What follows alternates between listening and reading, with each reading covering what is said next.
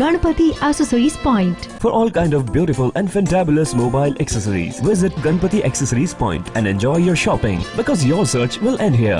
अपने आप को तो आप रखते हैं फिट एंड फाइन और आपका मोबाइल बेसिकली अभी अजमेर से पुष्कर एक ट्रेन चलती है। ये हम कहें तो मारवाड़ पुष्कर ट्रेन है, मेल एक्सप्रेस ट्रेन है। चूँकि पुष्कर एक धार्मिक महत्व का स्थल है और वैश्विक स्तर पर अब ये पर्यटन की दृष्टि से भी बहुत महत्वपूर्ण स्थल बन चुका है, तो इसीलिए पुष्कर को कनेक्ट किया गया है अजमेर से। जहाँ तक आपने कहा कि अभी यात्रियों की संख्या काफ़ी कम है, तो उसके पीछे मूल जो कारण है वो ये है कि ये चूँकि आगे अभी कनेक्ट नहीं है। लेकिन अभी आपने सुना होगा, आपको पता होगा कि मेड़ता से पुष्कर सिटी जो 52 किलोमीटर का प्रोजेक्ट है, ये सैंक्शन हो चुका है।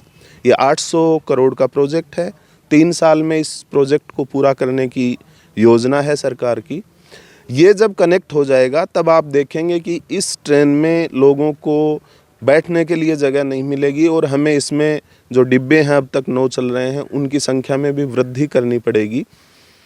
दूसरी बात आपने कहा कि ये ट्रेन जब चलती है तो इसमें रेलवे का कर्मचारी जो ट्रेन में बैठकर चलता है वही गेट को या फाटक को खोलता है, वही बंद करता है।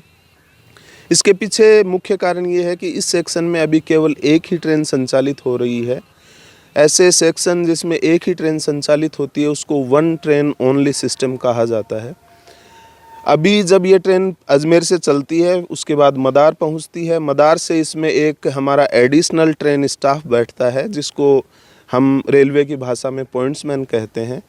फाटक से पहले ये ट्रेन रुक जाती है, पॉइंट्समैन फाटक को बंद करता है। जो ही फाटक ट्रेन क्रॉस कर जाती है वो उसको वापस खोलता है और ट्रेन पुष्कर पहुँच जाती है।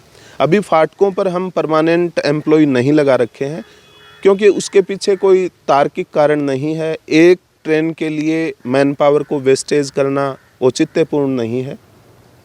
लेकिन मेड़ता सिटी का पुष्कर से जुड़ाव होने के बाद पुष्कर से आप बीकानेर, नागौर, गंगानगर, नोखा और ऊपर पंजाब और जम्मू कश्मीर से भी लोग डायरेक्ट कनेक्ट हो जाएंगे पुष्कर से। और ये जब सेक्शन बन जाएगा 3 साल में, उसके पश्चात जो हमारी मालगाड़ियां हैं उनकी आवाजाही भी आसान हो जाएगी। इधर नॉर्दर्न बेल्ट के जो लोग उदयपुर आना चाहते हैं उनके लिए भी यात्रा आसान हो जाएगी। तो ये प्रोजेक्ट पूरा होते ही इस ट्रेन की उपयोगिता और इसकी ज़रूरत लोगों को बहुत ज़्यादा महसूस होगी। अभी चूँकि यात्री भार कम होने के पीछे एक कारण ये भी है कि नई लाइन बनी है। नई लाइन बनने के कारण सिटी के बीच में नहीं है स्टेशन थोड़ा सा आउटस्कर्ट्स में है, इसलिए वहाँ पर्याप्त जो सार्वजनिक परिवहन की व्यवस्था जो लोगों को मंदिर तक पहुँचा सके वो भी उपलब्ध नहीं है। इसलिए लेकिन धीरे धीरे ये लोकप्रिय होती जा रही है। और शुरुआत में जब कोई भी सार्वजनिक परिवहन का साधन चलता है तो उसकी लोकप्रियता होने में, उसका यात्री भार आने में थोड़ा समय लगता ही है। नहीं, रेलवे या कोई भी सार्वजनिक चीज़ जो है, सार्वजनिक सेवा की जो चीज़ है, उसमें नुकसान और फ़ायदा क्या हो रहा है इसको नहीं देखा जाता। जब कहीं हॉस्पिटल बनता है, कहीं स्कूल बनता है, तो हम ये ध्यान नहीं रखते कि भाई ये इसमें कितना पैसा खर्च हो रहा है।